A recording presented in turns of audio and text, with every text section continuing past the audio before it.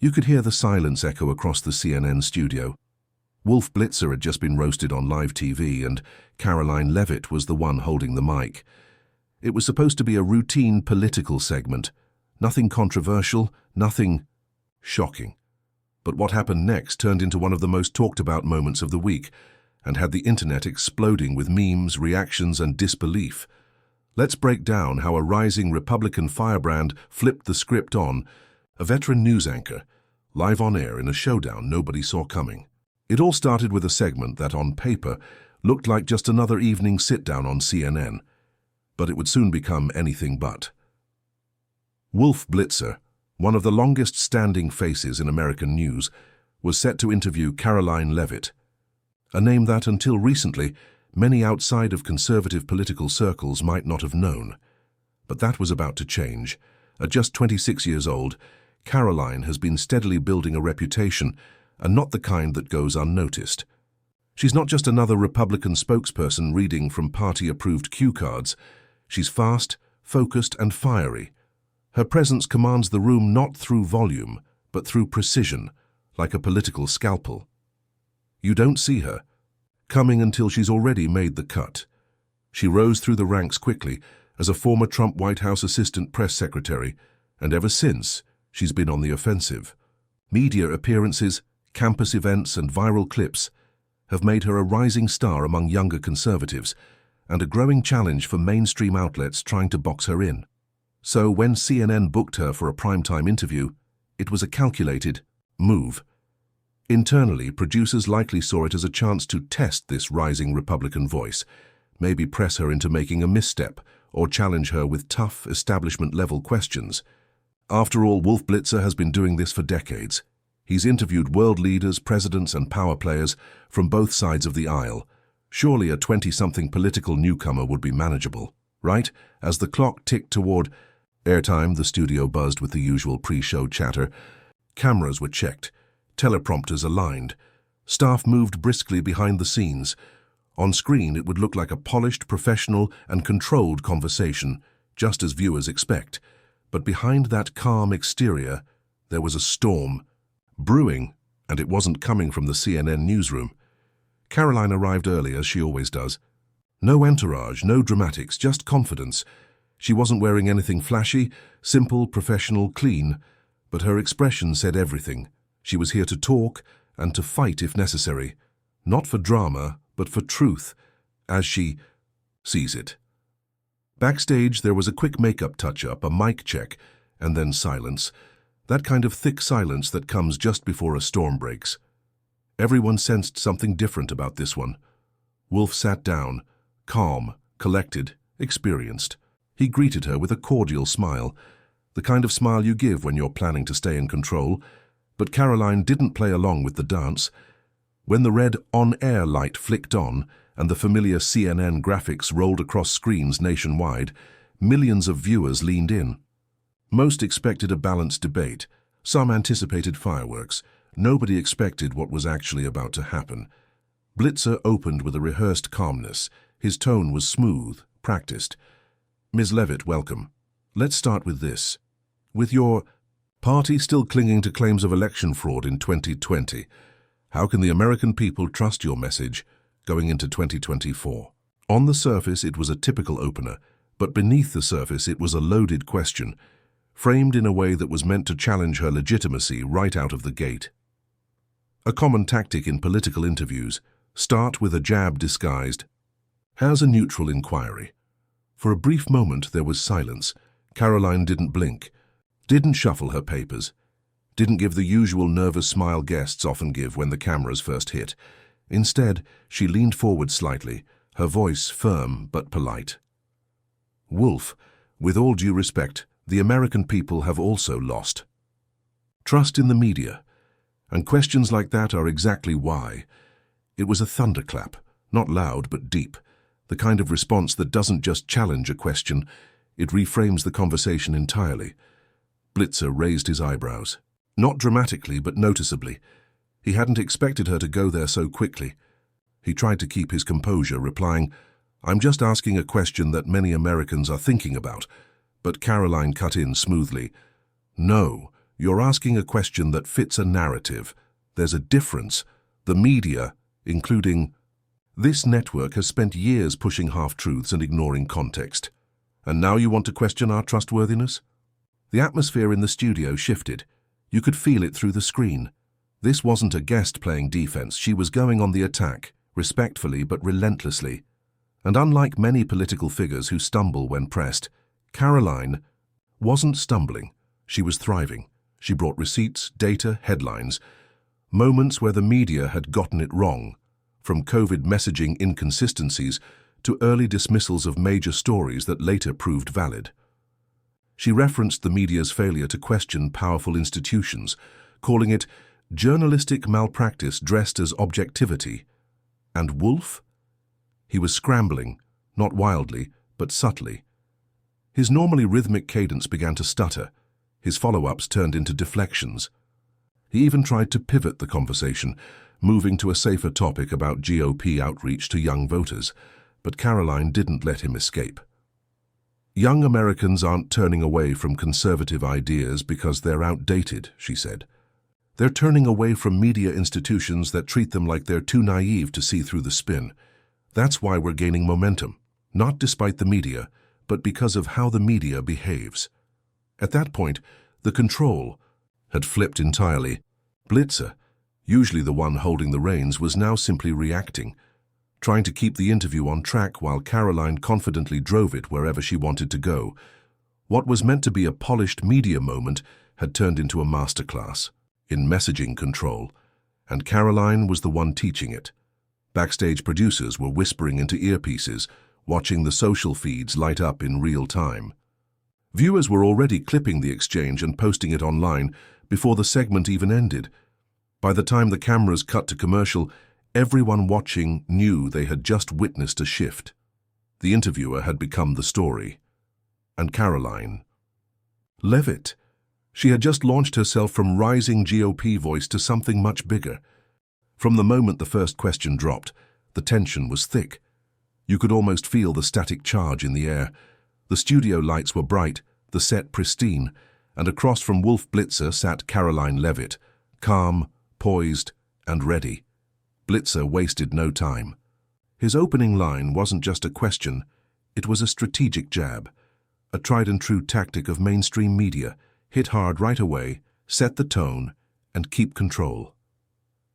"Ms. Leavitt," Blitzer began, voice even but loaded with condescension, "with your party still clinging to election denial claims, how can the American people trust your message in 2024?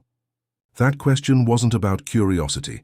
It was a trap, carefully crafted to box her in, the kind of setup meant to force the guest onto the defensive. He expected her to fumble, to deflect, or maybe to walk into the label they had pre-written. For her, just another partisan. But Karoline, she didn't even blink. Instead, she leaned forward just slightly, gave a polite, measured smile, and delivered a line that would set the internet on fire just hours later. "Wolf, with all due respect, the American people have also lost trust in the media, and questions like that are exactly why." Boom. You could almost hear a pin drop. The air shifted instantly. That wasn't a dodge, that was a counterpunch. And a clean one. No yelling, no insult. Just a direct, cutting response that flipped the narrative on its head. Blitzer, clearly, not expecting that, blinked, literally and figuratively. For a second he froze, trying to regroup. Then, slightly rattled, he pushed back. "That's not the question," he said, tone tightening. "I asked about your party's stance on the election." But Karoline stayed calm, eyes locked in, voice unwavering. "No, Wolf, it is the question.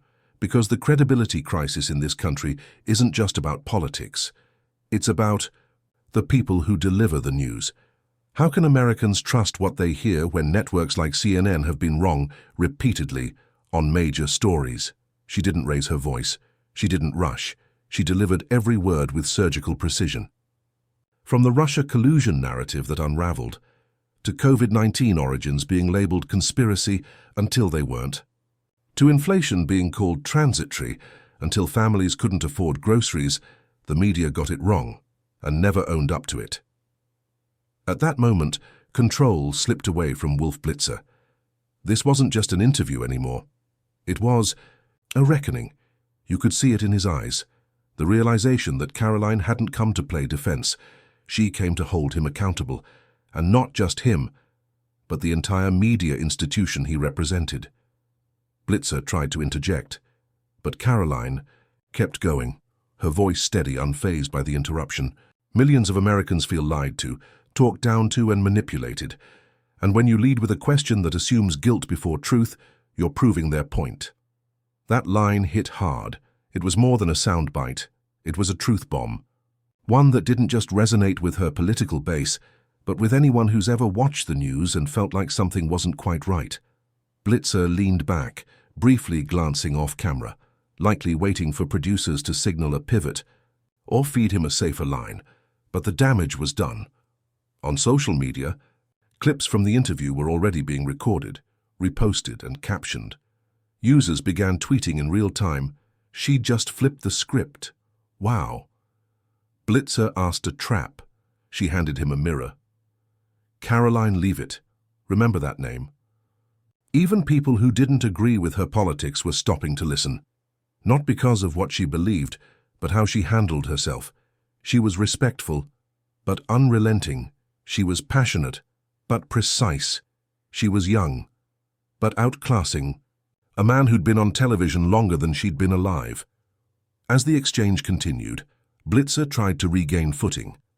But surely you acknowledge that questioning election integrity can be damaging to democracy. Karoline didn't flinch. I believe that democracy depends on trust, and trust requires transparency. It requires institutions, including the media, to be honest when they're wrong and balanced when they're reporting. If only one side gets scrutinized, that's not journalism, that's activism. There it was again, calm, measured, devastating. The studio team, now visibly tense, likely realized this wasn't going according to plan. What was meant to be a challenging segment had become a showcase, not of media control, but of a rising political star turning the lights back onto the interviewer. And she wasn't done. She turned directly to camera for a moment, subtly, confidently, and added, "Americans aren't asking for perfection, they're asking for honesty. And until we have that from our media, trust in our institutions, all of them, will keep eroding." In that instant, Karoline wasn't just speaking for her party. She was channeling something broader, something deeper, a national fatigue with finger-pointing, narrative spinning, and elitist dismissal of public concern. And Blitzer, the veteran, the icon, the once untouchable anchor? He was on his heels, trying to move to safer ground, scanning his notes, maybe praying for a commercial break. But it was too late. The audience had already picked a winner, and it wasn't the man with the microphone. It was the woman answering the questions. Wolf Blitzer could feel the segment slipping through his fingers. The plan was to apply subtle pressure, challenge Karoline Leavitt on a few GOP talking points, highlight media responsibility, maybe spark a little tension, but keep it all within the realm of civil discourse. After all, that's what cable news is known for, right? Controlled chaos, not outright collapse. But Karoline had shown up with a different plan. Truth bombs delivered calmly and strategically, like she had practiced this moment 100 times. And now, with the momentum fully behind her, she wasn't letting up. Blitzer, in a move to regain his footing, raised his voice just a hair, not yelling, but enough to signal authority. Enough to say, "I'm still in charge here." He pivoted, trying to steer the segment away from the damage she'd already done. "Karoline," he said, his tone a little sharper now, "are you saying CNN is the problem here?" It was a challenge, a trap maybe, a chance to put her in a position where he could call her combative or dismiss her as conspiratorial. Viewers have seen this move before. Lead the guest into saying something bold, then label it extreme. But Karoline didn't flinch. She didn't blink. She didn't look away from him for even a second. Instead, she tilted her head just slightly, a calm smile resting on her lips. Not smug, not sarcastic, just steady. And then she delivered the line. "I'm saying that when the media decides the narrative before the facts are known, they become part of the problem, not part of the solution. And respectfully, Wolf, you've been doing this long. Enough to know that, Time froze. There was no shouting, no grand gesture. Just a single surgical sentence that sliced through years of journalistic positioning like butter. You could see the shift on Blitzer's face. That slight pause, the flicker in his eyes. Not fear, not even anger. Just the dawning realization that this guest, this 26-year-old conservative voice, had just put him on defense in front of millions. A lesser host might have crumbled, but Blitzer tried to recover, leaning into the one concept that journalists use as a shield: journalistic integrity. Well, I think it's important we clarify that CNN and our team here stand by a long tradition of journalistic integrity. But Karoline wasn't letting him off that easily. She leaned forward this time, not aggressively but with intent. The kind of body language that says, "I'm about to finish this." "Integrity means admitting mistakes," she said. "When was the last time CNN apologized to the American people for getting something big wrong?" Boom. There it was. The knockout. No yelling, no personal attacks, just a bold, undeniable question. And it hit like a truck. The studio was dead silent.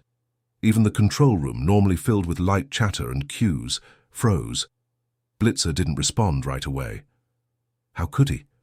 The question wasn't a rhetorical jab. It was a mirror, and what made it worse for him was the truth in it. Karoline didn't need to list the examples, though everyone watching knew what she was referencing: the Russiagate overreach, the COVID-19 narrative flip-flops, the Hunter Biden laptop story being labeled disinformation, only to be later verified, the quick dismissals of certain protests while amplifying others. Time and again, headlines had been treated as gospel, until the facts changed, but the apologies never came. And that was Karoline's point. The internet was already working faster than the studio lights could cool down. Viewers clipped the moment in real time. Twitter, or X, was flooded with reactions. "Did Karoline Leavitt just end CNN on CNN?" read one tweet. Another simply posted a still of Wolf's stunned face with the caption, "Integrity.exe has stopped working." Instagram Reels and TikToks started racking up views within minutes. Influencers and political creators on both sides of the aisle scrambled to repost it. Some were cheering, others were stunned, but everyone was watching. The moment wasn't just going viral. It was iconic, and it wasn't just what Karoline said. It was how she said it. The calmness, the confidence, the refusal to match energy with aggression. She wasn't ranting. She was exposing, and doing it in real time with the architect of the media establishment sitting just feet away. Blitzer attempted to pivot again, mumbling something about editorial standards and fact-checking, but the words came out shaky, thin, like a boxer on his last leg, throwing jabs to keep his opponent away. Karoline smiled, not to gloat, but to signal that she was done playing defense. She had made her point, loudly, clearly, and without ever raising her voice. What made this moment resonate wasn't just the blow to Wolf Blitzer or CNN, it was what it represented to viewers at home. Millions of Americans feel like they've been gaslit by media institutions for years. They've watched stories shift, headlines flip, coverage bounce between outrage and silence depending on the political winds. And yet, the media rarely admits error, never flinches, never apologizes, until someone like Karoline Leavitt walks in and holds up the mirror. For a younger generation, raised on clips, reels, and raw authenticity, this moment was gold. It wasn't polished, it wasn't staged. It felt real. And it felt like justice. In that moment, Karoline wasn't just a political voice, she was a cultural lightning rod. Cable news has long struggled to connect with Gen Z and younger millennials. But Karoline? She just gave them a moment they could rally behind, meme into immortality, and clip into political legend. Some called her bold, others called her dangerous, but no one called her forgettable. By the time the interview cut to commercial, CNN's PR team was already drafting statements. And Karoline's team, they were smiling, because they knew what had just happened. A meme was born, a message was delivered, and a new player had officially stepped onto the national stage, not with chaos, but with control.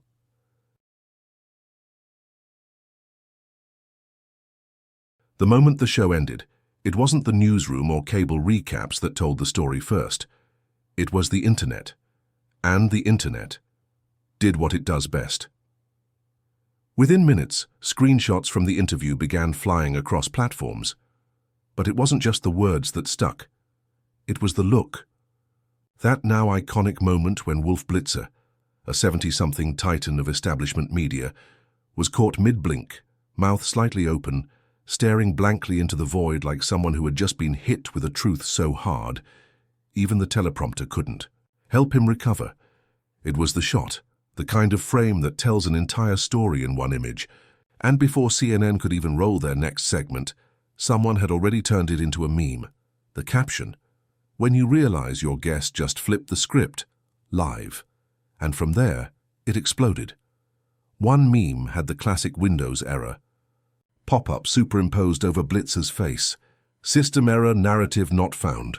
Another had Karoline Leavitt photoshopped onto the cover of Chess Monthly, dressed like a grandmaster calmly contemplating her next move, while Blitzer's head had been edited onto a toppled pawn.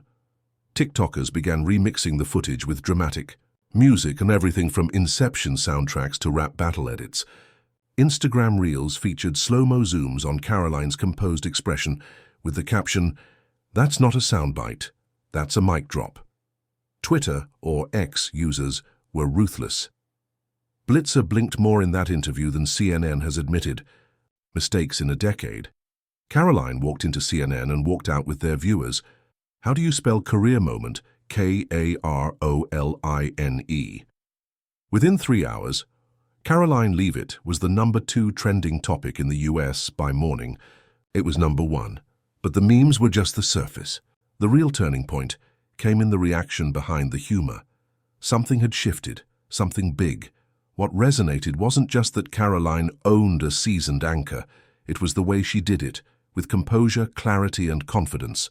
She didn't yell, she didn't rant, she didn't storm out, she just calmly laid out the facts, asked questions the media wasn't ready to answer, and refused to play by the old rules.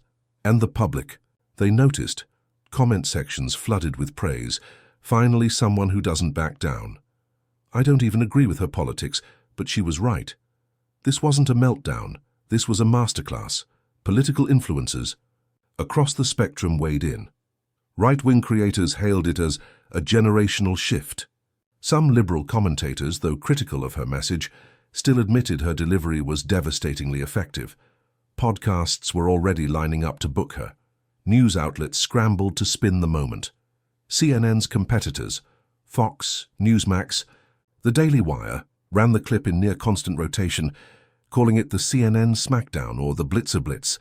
And while some traditional media voices tried to frame the interview as combative, disrespectful, or too aggressive, that framing didn't land with most people. Because the footage didn't lie.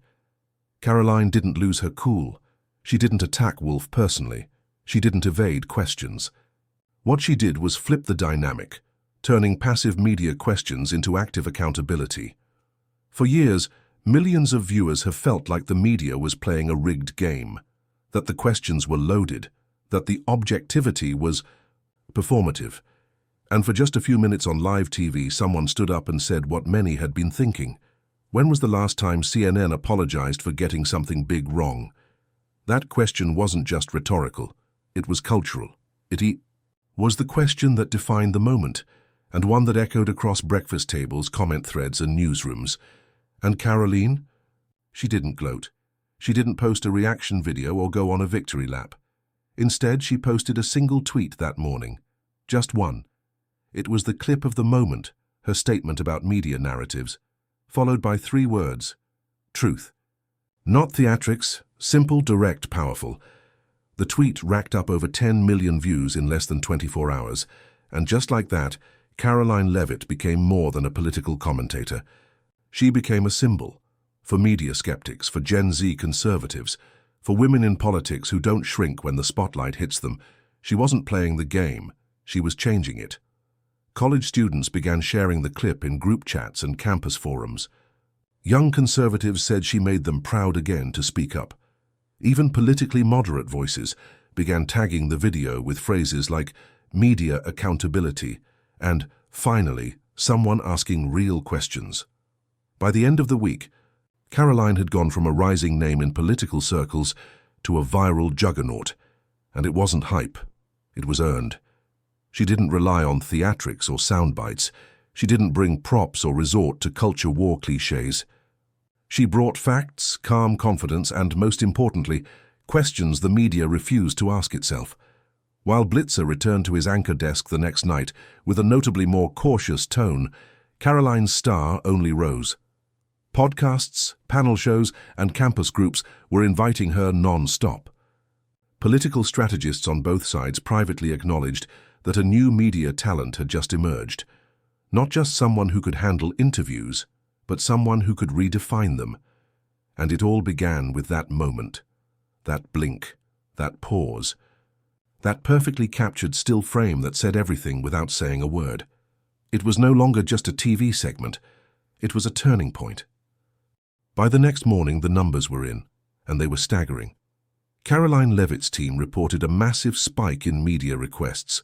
Everyone from major news outlets to independent podcasts wanted to book her. Her social media follower count, it didn't just go up, it skyrocketed. Twitter, Instagram, TikTok, all flooded with new fans, curious onlookers, and yes, even a few stunned critics now forced to pay attention, and perhaps the most telling metric of all, her campaign's donation page, which had been running steadily, suddenly lit up with activity. Not from mega donors, not from PACs, but from ordinary Americans. Small dollar donations poured in, often with comments like, "Thank you for saying what we've all been thinking. We need more voices like yours, strong, fearless, and real. You earned this the moment you asked for accountability." But this moment wasn't just about money or fame. It was bigger than that. Something in the public consciousness had shifted. In a world of overly coached politicians and polished media personalities, authenticity is the new currency. And what people saw in Karoline during that interview wasn't a rehearsed script. It was a genuine person refusing to be cornered, refusing to be spun, and refusing to stay quiet. People are tired of packaged politics, tired of cable news showdowns that feel more like theater than truth, tired of performative outrage where everyone's shouting but no one's listening. Karoline, in that 5-minute exchange with Wolf Blitzer, didn't just speak, she connected. She didn't just argue, she revealed. And what she revealed was something millions of Americans already sensed, but hadn't seen said so plainly on national TV. The media is not supposed to be the gatekeeper of truth, it's supposed to be the seeker of it. And when the media forgets that role, it's the public that suffers, misled, misinformed, divided. Karoline didn't go into that CNN studio looking for a fight, but she did go in ready to challenge the status quo. She went in knowing full well what might be thrown her way. She didn't flinch, she didn't snap, she didn't dodge. She faced the heat and walked through it. And that's why the moment went viral, not because it was loud, but because it was real. The memes may have made people laugh, sure, they were clever. Blitzer mid-blink with captions like, "System crash, interview over." Karoline in sunglasses with, "Your narrative has been terminated." The internet had its fun, but beneath the humor was a serious, undeniable message. A generational voice had just stood up to an institutional pillar and won. And people felt, right in coffee shops, barber shops, college dorms, and kitchen tables, people talked about it. They replayed the clip. They sent it to friends. They said, "Did you see that moment?" Not because it was dramatic, but because it was truthful. Even Karoline's political critics, the ones who normally roll their eyes at anything GOP-related, had to admit she handled herself. She made her point. She didn't take the bait. And that's the kind of leadership people are yearning for right now. Clarity over confusion, courage over compliance. It's easy to fall into the trap of thinking politics is all noise, that it's just two sides screaming at each other while the rest of us sit on the sidelines. But every now and then, a moment comes along that cuts through it all. A moment that reminds us that real debate, real dialogue, and real courage still exist. And Karoline's moment was exactly that. She didn't just take on Wolf Blitzer. She took on a system that's been more focused on protecting narratives than pursuing truth. A system that reacts to new voices, not with openness, but with defensiveness. And maybe that's why the moment landed so hard. Because for years, many Americans have felt like their questions go unanswered, their skepticism dismissed, their values caricatured. But in that one clip, that calm, surgical moment where she asked, "When was the last time CNN apologized to the American people for getting something big wrong?" Those millions of voices were finally represented, and it was powerful. But here's the part that matters most, and this is where it gets inspiring. Karoline Leavitt is 26 years old. She didn't come from a legacy political dynasty. She didn't inherit power. She built her platform brick by brick, from press secretary to rising GOP star, to now a household name because of one moment of boldness. And that's the lesson here. You don't have to wait until you're older, richer, or more established to make a difference. Sometimes all it takes is a microphone, a message, and the nerve to say what others won't. This wasn't just a victory for Karoline. It was a wake-up call to the old guard. It was a shot across the bow to every newsroom that forgot its purpose. And it was a beacon to every young person out there thinking, can I speak up? Will anyone listen?